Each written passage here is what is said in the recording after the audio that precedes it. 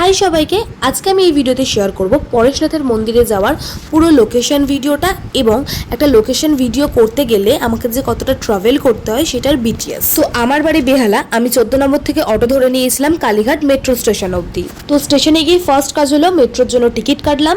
এখন আর টোকেন দিচ্ছে না, এরকম কিউআর দেওয়া টিকিট দিচ্ছে। কালীঘাট স্টেশন থেকে মেট্রো ধরে আমি এখন নেমে গেছি শোভাবাজার সুতানটি। আমি মেট্রোতে কোনো ক্লিপস নিইনি, তো চলো এবার এখান থেকে বেরোনো যাক। মেট্রো স্টেশন থেকে বেরিয়েই ফার্স্ট জিজ্ঞেস করে নিতে হবে কোন অটোটা গৌরীবাড়ি যাচ্ছে।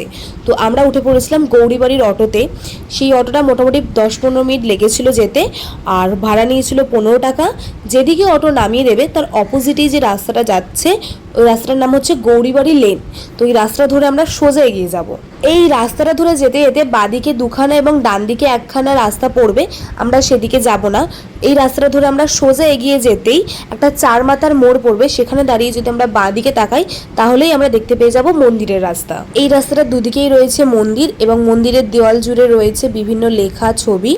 এই হচ্ছে পরেশনাথের সব থেকে আদি মন্দির। এখানে টোটাল 4টে মন্দির আছে, তাদের কি কি নাম, কখন খোলা থাকে সমস্তটা আমি আমার শর্ট ভিডিওতে বলে দিয়েছি, আর জায়গাটাও ভালোভাবে দেখিয়ে দিয়েছি।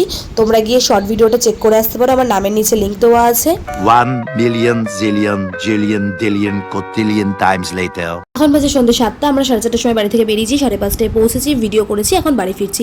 এতটা ট্রাভেল করি তোমাদের জন্য, তোমাদের থেকে একটা ফলো, একটা সাবস্ক্রাইব, একটা লাইকই তো ভিডিওর জন্য। এরকম ট্রাভেল করতে আমি অবশ্যই রাজি, কিন্তু তার জন্য তোমাদেরকে আমার ভিডিওগুলোতে লাইক করতে হবে, কমেন্ট করতে হবে, আর ভিডিওগুলোকে শেয়ার করতে হবে।